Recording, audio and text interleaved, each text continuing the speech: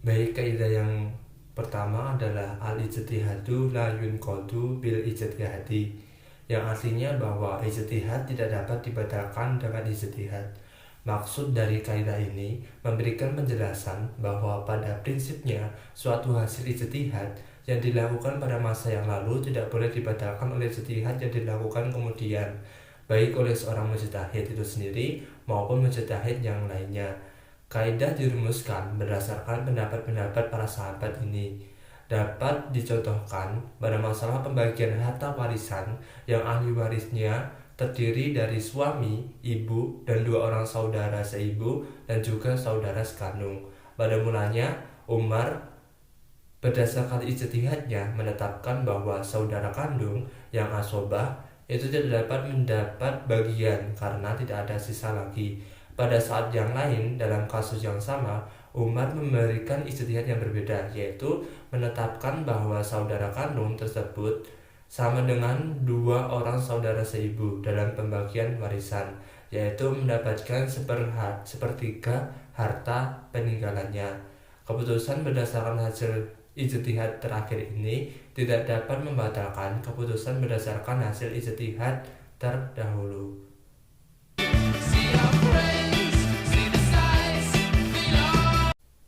Kaidah yang kedua adalah idza jama'al halalu wal haramu gulibal haramu, yang artinya bahwa apabila berkumpul halal dan haram maka dimenangkan yang haram, yakni dipegang hukum yang haram. Untuk memahami kaidah ini diilustrasikan terlebih dahulu sebagai berikut. Seorang pemburu menembak seekor binatang buruannya atau umpamanya adalah seekor rusa. Tembakannya kena, tetapi binatang rusa itu terus berlari ke suatu tempat yang tinggi. Dari tempat yang tinggi itu, binatang tersebut tergelincir dan jatuh hingga mengakibatkan rusa tersebut mati. Dalam kondisi semacam ini, pemburu tersebut diharamkan untuk makan daging binatang tersebut. Karena kematian binatang itu ada kemungkinan karena luka tembakan atau sehingga yang mulanya luka tembakan itu halal, dan ada kemungkinan kematiannya itu karena terjatuh sehingga haram untuk dimakan. Manakala berkumpul kemungkinan halal dan haram ini, maka menurut kaidah di atas yaitu idza jatama al halalu wal haramu gulibal haramu, seorang pemburu itu tidak boleh dibolehkan makan binatang rusa tersebut. Jadi pada intinya apabila suatu hal halal dan haram itu berkumpul dalam suatu peristiwa yang sama, maka yang ditonjolkan adalah sesuatu hal yang haram, atau yang dimenangkan adalah sesuatu hal yang haram.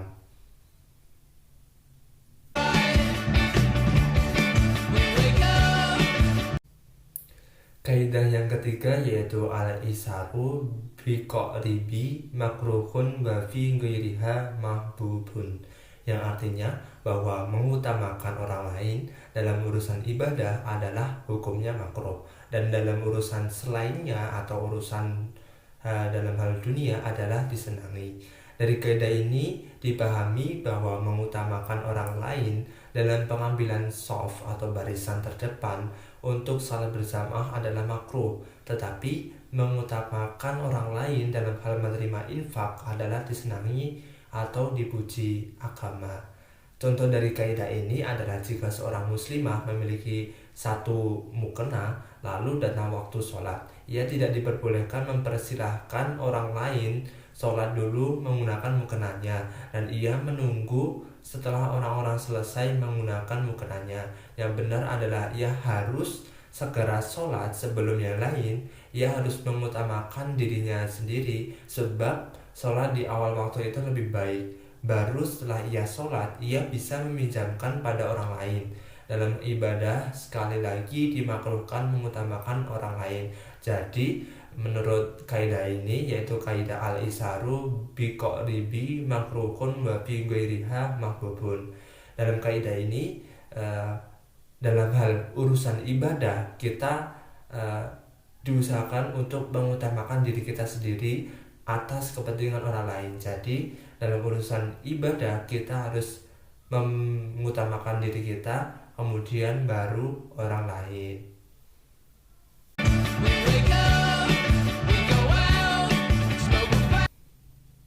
Selanjutnya kaidah yang keempat yaitu at-tabi'u tabi, yang artinya bahwa pengikut itu adalah pihak yang mengikuti. Maksud dalam kaidah ini adalah at-tabi'u la yufradu bil hukmi, yaitu pengikut hukumnya tidak sendiri. Jadi pengikut itu adalah pihak yang mengikuti.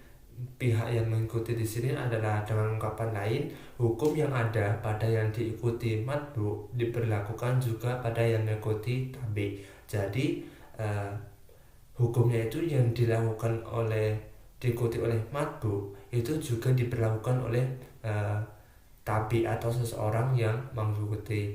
Dari kaidah di atas maka dapat dicontohkan sebagai berikut, yaitu seandainya ada transaksi jual beli binatang yang sedang bunting atau hamil, maka anak dalam kandungannya tersebut termasuk ke dalam akad jual beli yang diadakan itu.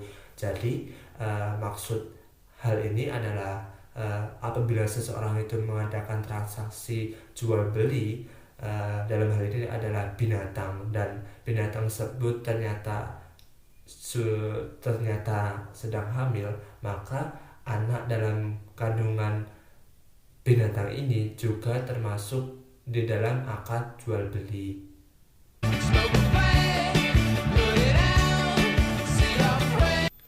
Kemudian kaidah selanjutnya adalah tasarruful imami ala ro'iyati manutun bil maslahati, yang artinya bahwa tindakan pemimpin atau imam terhadap rakyatnya harus dikaitkan dengan kemaslahatan. Kaidah ini diambil dari makna ayat suci Al-Quran dan hadis Rasulullah, yaitu di dalam Quran Surah Al-Baqarah ayat 124, yang artinya, dan ingatlah ketika Ibrahim diuji Tuhannya dengan beberapa kalimat perintah dan larangan, lalu Ibrahim menunaikannya. Allah berfirman, sesungguhnya aku akan menjadikanmu imam bagi seluruh manusia. Ibrahim berkata, dan saya mohon juga dari keturunanku. Allah berfirman, janjiku ini tidak mengenai orang yang zalim. Hadis Quran Surah Al-Baqarah ayat 124. Adapun hadis Rasulullah SAW antara lain yang artinya, kamu sekalian adalah pemimpin dan semua kamu akan diminta pertanggungjawaban tentang kepemimpinannya.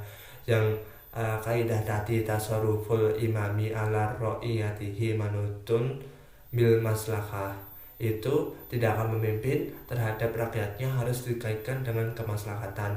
Jadi kemudian kaidah ini didukung oleh fatwa Umar bin Khattab yang berbunyi, sesungguhnya aku menempatkan diriku terhadap harta Allah seperti kedudukan seorang wali terhadap anak yatim. Jika aku membutuhkan aku untuk mengambil sebagiannya, dan apabila ada sisa aku kembalikan, dan apabila aku tidak membutuhkan maka aku meninggalkannya.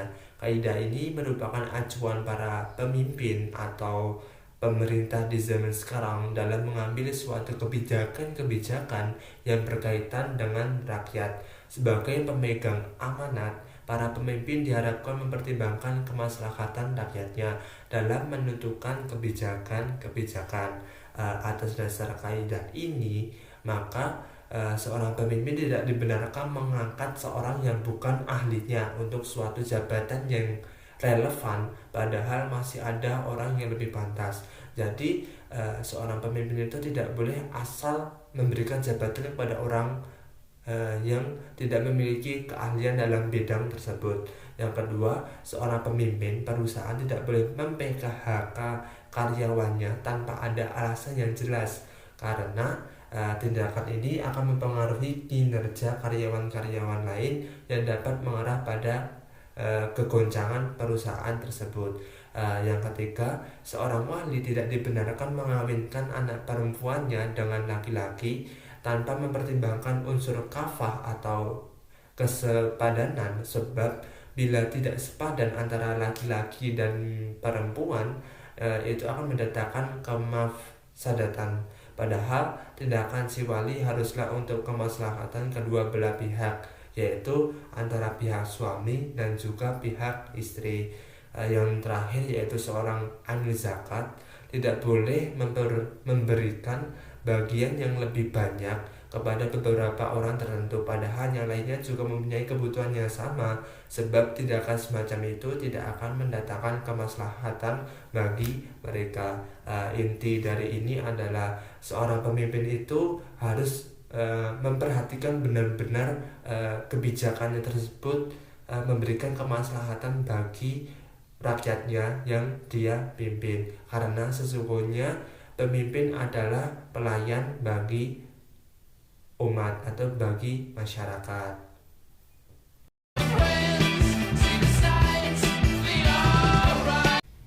Baik, kaidah berikutnya yaitu al-hududu tasqutu bisyubuhati, yang artinya bahwa hukuman had gugur karena subhat atau samar-samar. Jadi suatu hukuman yang had itu akan digugurkan oleh suatu hal yang subhat atau samar-samar. Kaidah ini mengandung makna bahwa manakala sebelum didapatkan bukti yang menunjukkan perbuatan yang dilakukan seseorang itu adalah melanggar aturan, maka seseorang itu tidak dapat dijatuhi hukuman had yang telah ditentukan syarak. Sebelum memberikan hukuman, seorang hakim harus benar-benar yakin bahwa yang melakukan kejahatan itu benar-benar melakukan pelanggaran nas atau pelanggaran undang-undang yang jelas. Oleh karena itu, manakala masih ada keraguan atau syubhat, maka hukuman had belum dapat diterapkan terhadap pelaku. Jadi seorang hakim itu harus benar-benar hati-hati dalam memberikan putusan, karena seorang hakim itu harus dituntut bahwa meyakinkan bahwa pelaku atau terdakwa itu benar-benar melakukan perbuatan tersebut. Jadi tidak asal begitu saja memberikan sebuah keputusan. Perlu dikemukakan bahwa yang dimaksud dengan syubhat adalah suatu perbuatan yang menurut faktanya terjadi tetapi sebenarnya tidak terjadi. Umpamanya seseorang mencuri harta yang dimiliki bersama orang lain, secara faktual seseorang itu dapat disebut pencuri karena ia benar-benar melakukan tindakan pencurian. Namun sebenarnya ia bukanlah pencuri sungguhan yang dapat diberi sebuah sanksi hukum. Karena masih ada syubhat atau kesamaran, unsur syubhatnya terletak pada batasan mencuri, yaitu mengambil milik orang lain dengan cara tersembunyi dalam simpanan yang wajar. Dalam konteks ini, batasan mencuri tersebut tidak terpenuhi, mengingat ia juga pemilik barang yang dicuri tersebut. Contoh lain dari penerapan kaidah tadi adalah tentang seseorang yang muntah dan ada bau minuman keras keluar dari mulutnya dalam keadaan seperti ini. Seseorang tersebut tidak boleh diberi sanksi hukuman had minuman keras. Letak kesyubhatannya itu adalah karena ada kemungkinan bahwa seseorang itu dipaksa orang lain atau mukroh di sini adalah dipaksa untuk minum atau memang terpaksa muthar sebab tidak ada air sama sekali, atau karena ia tersalah atau mukati dalam mengambil minuman. Jadi kita harus memperhatikan dulu dalam konteks tadi seseorang yang minum yang muntah ada bau sebuah kayak minuman keras baunya, itu kita harus meminta keterangan terlebih dahulu karena hal tersebut dapat masih terdapat syubhat atau keraguan. Letak kesyubhatan lain adalah bahwa terkadang bau sebuah khamr itu sama dengan bau minuman halal lain. Setelah melalui proses dalam perut seseorang, ini semua adalah termasuk syubhat yang tidak boleh dikenakan sanksi hukum had minuman keras.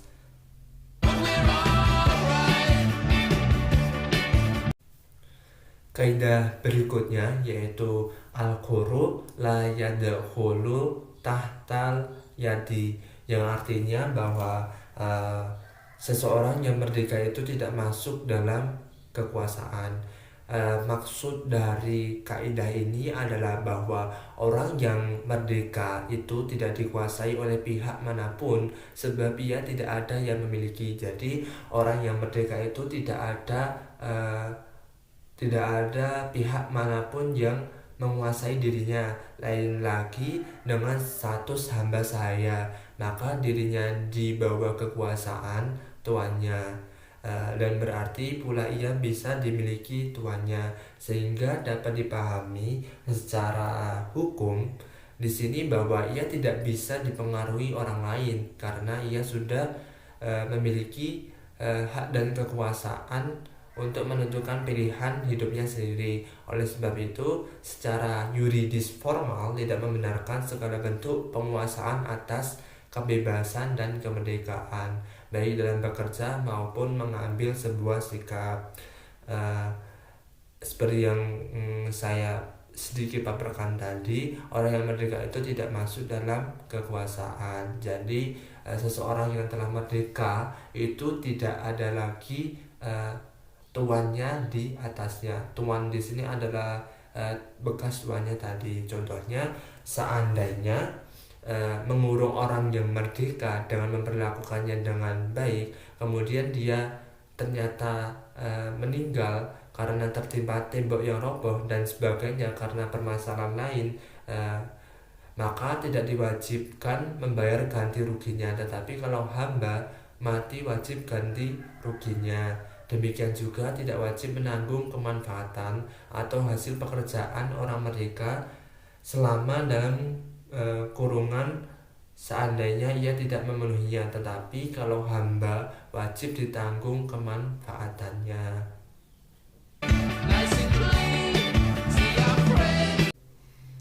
Kaidah berikutnya adalah al-karimu lahu hukmu ma huwa karimun lahu, yang artinya yang mengelilingi larangan hukumnya sama dengan yang dikelilingi. Jadi yang mengelilingi sebuah larangan itu hukumnya adalah sama yang dikelilingi. Haram dimaksudkan dalam konteks ini adalah sesuatu yang mengelilingi sesuatu yang haram. Umpamanya dua belah paha yang mengelilingi sebuah kemaluan. Harim dari suatu perbuatan wajib adalah sesuatu yang tidak akan sempurna yang wajib itu, kecuali kalau ada dia. Atas dasar ini maka wajib menutup bagian pusar dan lutut ketika menutup aurat. Demikian juga haram istimta di antara pusar dan lutut ketika istri dalam keadaan haid, karena terlarangnya istimta pada kemaluan. Jadi itu adalah contoh dari kaidah al-karimu lahu hukmu ma huwa karimun lahu.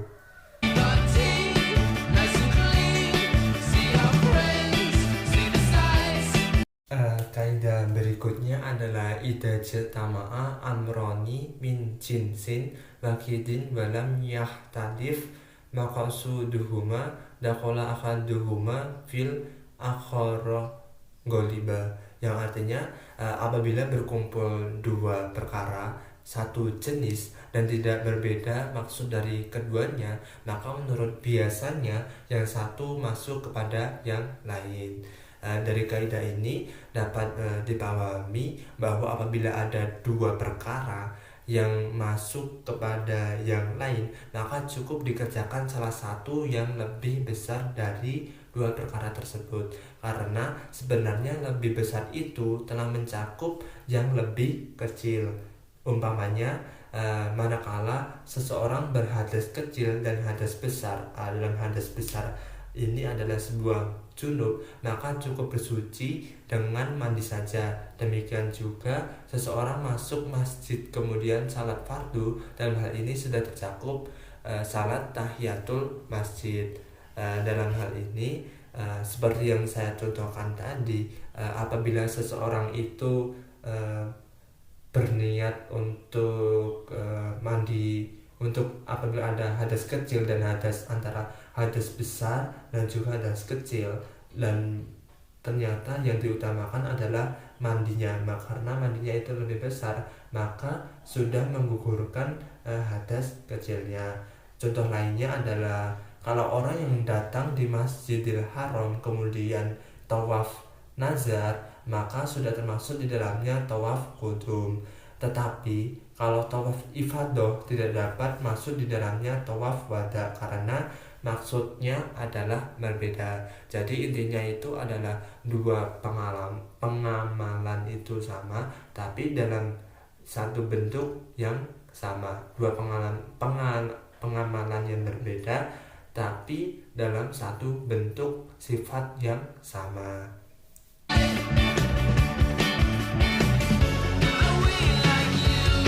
Kaidah berikutnya adalah i'malul kalami ula min ihmalihi, yang artinya di sini bahwa mengamalkan maksud suatu kalimat lebih utama daripada mengabaikannya. Manakala suatu perkataan itu jelas maksudnya, dari maksud dari sebuah perkataan itu adalah jelas, maka haruslah diamalkan sesuai dengan yang dimaksud. Akan tetapi manakala suatu perkataan itu belum jelas maksudnya, maka mengamalkan lebih baik daripada meniadakannya. Umpamanya ada seorang yang mewasiatkan hartanya ditujukan kepada anak-anaknya, padahal ia tidak mempunyai anak lagi, yang ada hanya cucu-cucunya, maka dalam hal ini wasiat hartanya itu wajib diberikan kepada cucu-cucunya.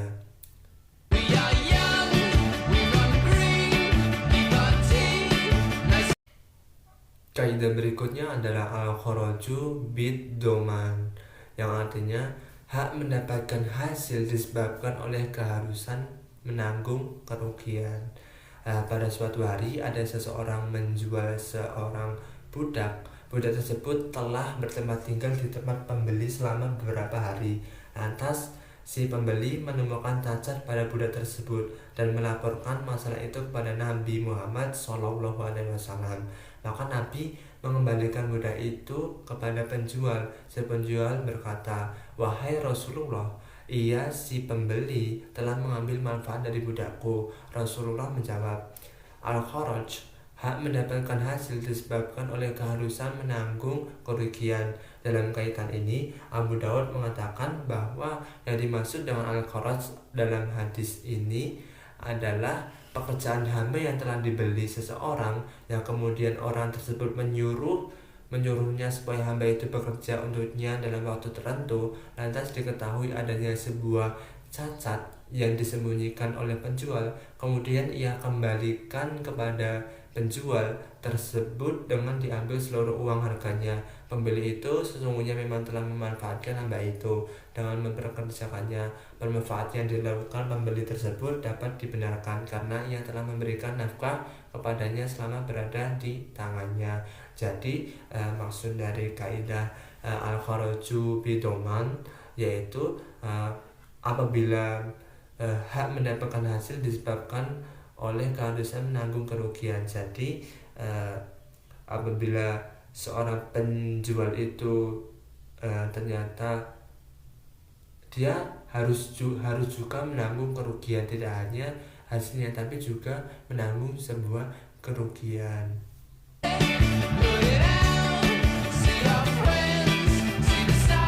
Kaidah berikutnya adalah al-khuruju minal khilafi mustakhabun, yang artinya keluar dari perselisihan itu disukai. Kaidah ini dirumuskan oleh para ahli usul fikih dari dua dalil sebagai berikut, yaitu pertama firman dari Allah yang mana surat Quran surah Al-Hujurat ayat 12, yang artinya, "Wahai orang-orang yang beriman, jauhilah banyak berbuat prasangka, karena sebagian dari prasangka itu adalah dosa." Kemudian dalil al-khuruju minal khilafi mustakhabun dari hadis Nabi, yaitu barang siapa dapat memelihara dari syubhat, niscaya bersih agama dan kehormatannya. Kandungan dua dalil di atas adalah bahwa kita dilarang berprasangka buruk dan diperintahkan untuk menghindari hal-hal yang syubhat. sebab dari sebuah prasangka buruk dan hal yang syubhat itu muncullah sebuah perselisihan.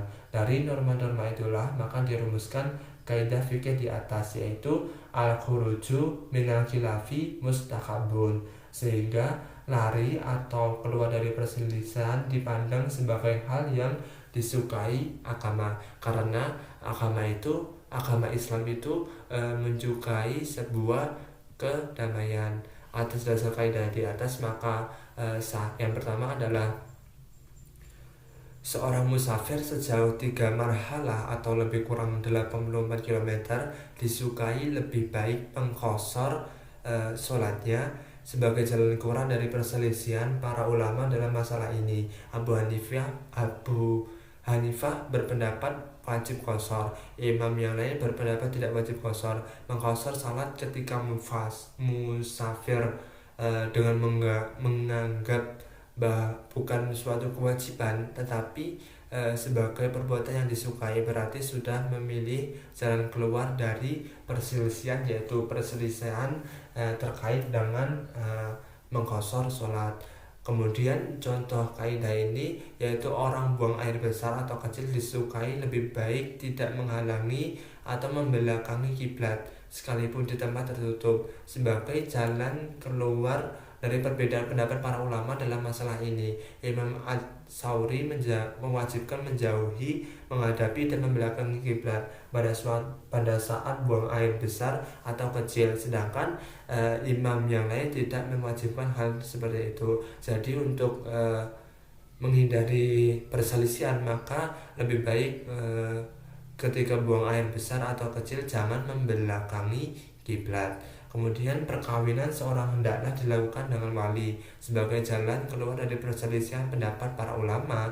Mayoritas ulama mewajibkan adanya wali. Abu Hanifah hanya menganggapnya sebagai pelengkap. Memilih perkawinan dengan wali berarti telah mengakomodir pendapat yang berbeda tersebut. Jadi perbedaan antara ulama yang lain dengan Abu Hanifah dapat terselesaikan dengan kita memilih perkawinan dengan wali, karena agar tidak terjadi perselisihan dan menimbulkan sebuah hal-hal buruk.